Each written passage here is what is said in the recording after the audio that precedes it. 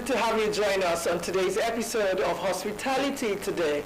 It's a dynamic industry, the hospitality industry. It's ever evolving, and that's why for today's episode, we'll be looking at security in hospitality. I am Kemi Adeni. Today on the program, I have a guest who is going to be speaking with us. We're going to be having conversations around security as it affects the hospitality business.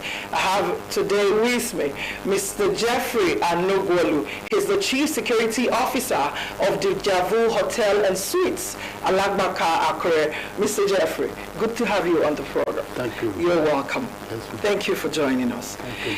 And so today we're going to be looking at the world of security as it affects the hospitality industry.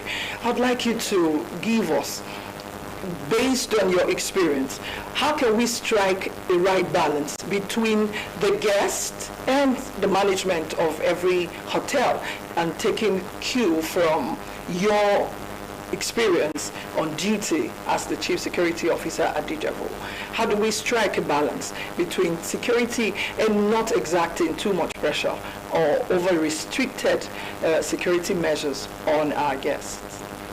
Thank you very much. Now, as the name implies, hospitality. Yes. Without security, there is no hospitality. Okay. Because in the actual sense, nobody would like to go to a place that is not secured, to have fun, to relax and whatever. So that is why in hospitality industry, security is paramount. You must provide adequate security within and around the premises where people come to relax and have fun. All right. Now, in every business, I know there are challenges.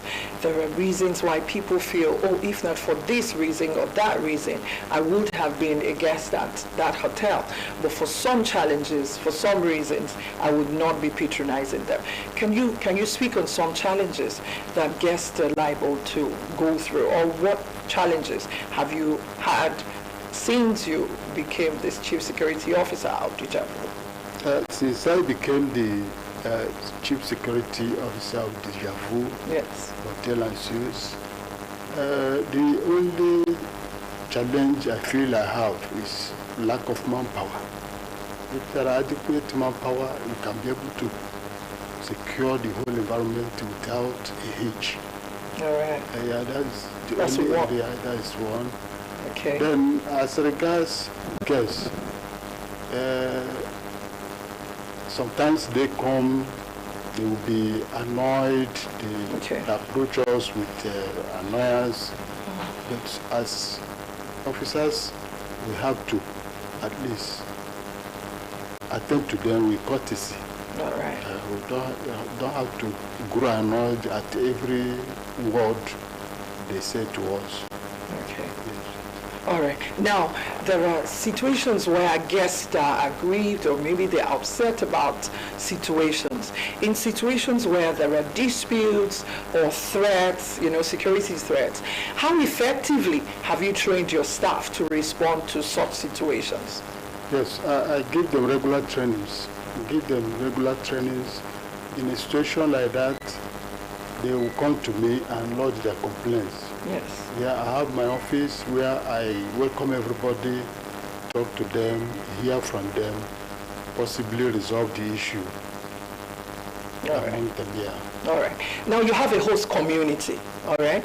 Now, how do you ensure there is a collaboration that is rather positive with your host community? What I mean by that is the law enforcement agents, the neighboring groups that are security groups, and all of that. How do you ensure that there is a fusion so you can effectively carry out your duties? Yes. We are in synergy. We are in synergy with all security operatives within and around Alagwaka area. All right. The GPO division is our good person, the area commander, the civil defense officers. Yeah. In fact, in case of emergencies, I have their emergency contact numbers. Yes. If there are any issue that arise, I call them immediately and they will come in and resolve the issue. Okay. there are instances where officers pass the ball. You know, something happens and someone says, oh, it's not my duty to handle that. It is not in my purview to say this or to say that. It's not my duty to do this or do that. Now, between management, the staff, and the guest, who should respond faster? Who should be more security conscious? The security men should be more security conscious than any other person waiting where you are securing. Yes. If anything comes up, yes. We have channel of presenting issues. Okay. Like the general manager is there. If a matter comes up and I cannot be able to handle it, I channel it to the general manager, who will now look into the matter and resolve it amicably. Promptly. Yeah. Okay. Now I would like to go back to a statement you made earlier about human resources as being a challenge. How is that so? Don't you have men who are ready to work with you? Or what exactly is the challenge about human resources? Yeah, that was initially when we started the place, but now I think we are okay because we employed the services of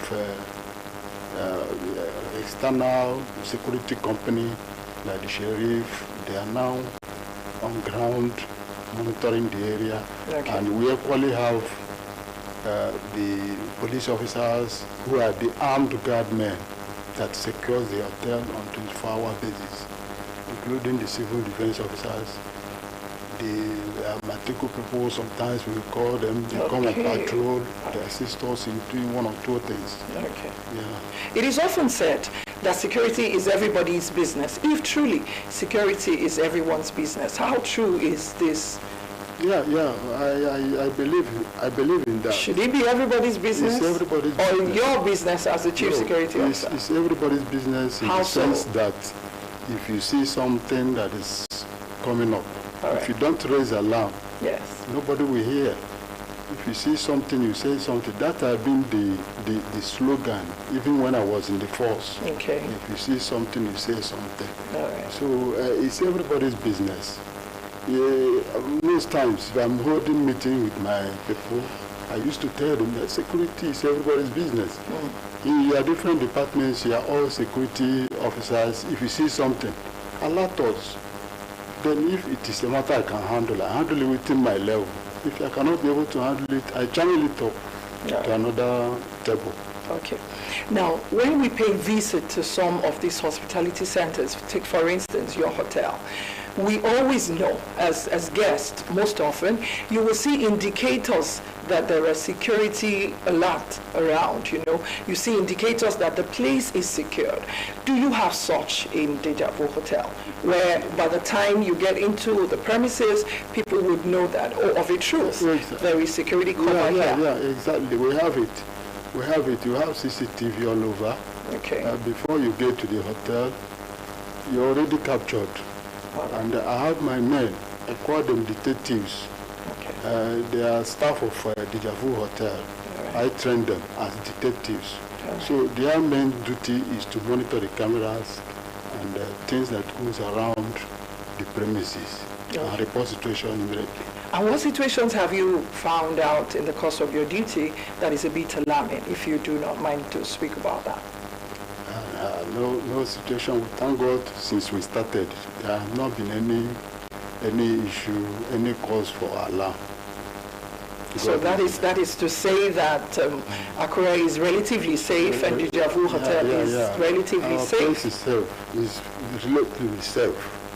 Now, if I ask you as an officer, what improvements would you prefer to those in the hospitality business as regards security? What other measures would you like to be put in place? Yeah, they should employ trained people that are trained to be in that area should be able to handle the situations in the hotel business, not untrained people. You see, you don't have to go to garage and carry people who say, come and do security. Well, as it is often said that Rome wasn't built in a day, you can train them. People who are not knowledgeable in security services, can't they be trained? Exactly, they can be trained, and that has been one of the challenges. When we started, I started training. Okay. I was training them. up till now, I still give them trainings on regular basis. All right. Yeah. Maybe I should put it this way. The remuneration, is it commensurate to your efforts? Does he align with the level of efforts that you put into your work? Well, we are not complaining. I'm not complaining. And so that means your staff are usually retained. Yeah, exactly. Okay. They are giving what is supposed to be given to them. Now, is there a gender preference in your line of duty?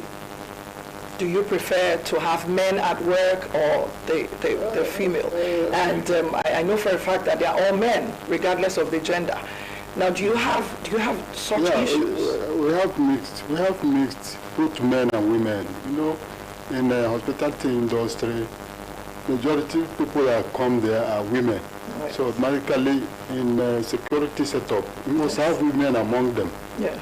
So that if a woman commits an offense, it's always good for a woman to handle such a person, not a man handling a woman. Okay. So I have a mix-up. I have men and women. Really? How does it affect your line of duty? How does it affect your profession? Yeah, we are in order. That is why I said we have CCTV everywhere within the premises. Okay. So we have it, and it is being monitored on 24-hour basis. But considering power supply that's a bit epileptic in Nigeria, as we all know, how do the cameras still function when there is outage? In our hotel, we thank God, there is nothing like power failure. You run 24 hours power supply. Beautiful, that's good to know. 24-hour power supply. Maybe NEPA goes, the generator takes off. We don't have power failure at all. Okay, so it means that for everyone who is a guest in your hotel, they should be assured that there is security surveillance ongoing non-stop. I'd like you to pause there as we go on a break. When we return, we'll continue conversations as regards security in hospitality. Don't go away.